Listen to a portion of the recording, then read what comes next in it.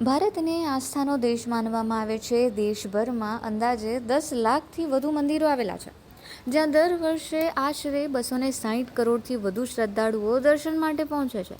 મંદિરોમાં ભગવાનને અર્પણ થતા ફૂલોની માત્રા પણ ખૂબ જ વધુ છે.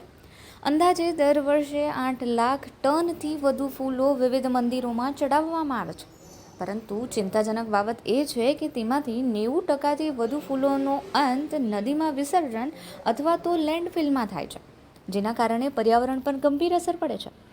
આ ફૂલો મોટા પાયે વ્યવસાયિક રીતે ઉગાડવામાં આવતા હોવાથી તેમાં પેસ્ટિસાઇડનો ઉપયોગ કરવામાં આવે છે અને તેનાથી પાણીના જીવો, માછલીઓ અને જળચર પર પ્રતિકૂળ અસર પણ થાય છે. બીજી તરફ લેન્ડફિલમાં નાખવામાં આવતા ફૂલો માટીની ગુણવત્તાને પણ નુકસાન પહોંચાડે છે. બસ આ જ ગંભીર સમસ્યાનો ટકાઉ ઉકેલ શોધવા માટે ડૉક્ટર વિનીશ દેસાઈ અને આર્કિટેક્ટ સ્નેહલ શાહે સંશોધન શરૂ કર્યું. તેમની સાથે સલોની શાહ અને યશવી દેસાઈ પણ જોડાઈ ગયા અને સૌના સંયુક્ત પ્રયાસોથી એક અનોખા સ્ટાર્ટઅપ પુષ્પમનો જન્મ થયો. આ સ્ટાર્ટઅપ દેશભરના જાણીતા મંદિરોમાંથી ભગવાનને અર્પિત થયેલા ફૂલો એકત્ર કરે છે અને તેમાંથી બાયો મટીરિયલ તૈયાર કરવામાં આવે છે. મારું નામ આર્કિટેક્ટ સ્નેહલ શાહ છે. હું સુરતમાં આર્કિટેક્ટનો વ્યવસાય કરું છું અને આમાં અમે 4 ફાઉન્ડર્સ છીએ. હું, મારી વાઈફ સલોની, ડૉક્ટર બિનીશ દેસાઈ, જે રિસાયકલ મેન ઓફ ઇન્ડિયા તરીકે પણ ઓળખાય છે તેઓ, અને એમના વાઈફ યશવીબેન.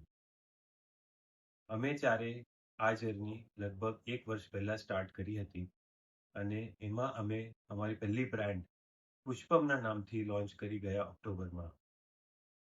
પુષ્પમ એક એવો પ્રયાસ છે જેમાં મંદિરોમાં ભગવાનને ખૂબ શ્રદ્ધાથી અર્પિત ફૂલો, જે અધરવાઇઝ નદીમાં કે ડમ્પયાર્ડમાં જાય છે, એને અમે સાચવીને ભેગા કરીએ છીએ અને એને સૂકવીને એમાંથી અમે ખૂબ સરસ પ્રોડક્ટ્સ બનાવીએ છીએ.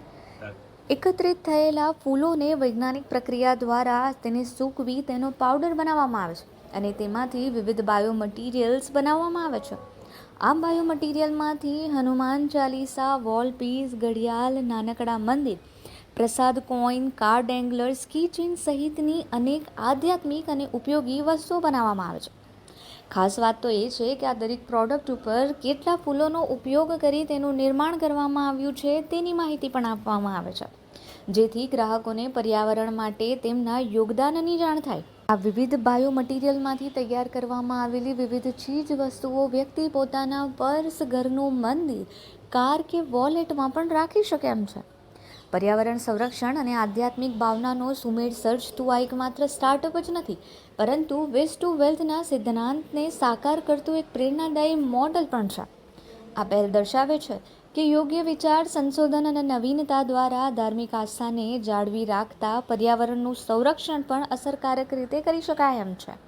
દાખલા તરીકે સાળંગપુરના હનુમાનજીના મંદિરમાંથી અમને ફૂલો લાવીએ છીએ જે ભગવાનને ચડાવેલા છે અને એમાંથી હનુમાન ચાલીસાનું નિર્માણ કરીએ છીએ.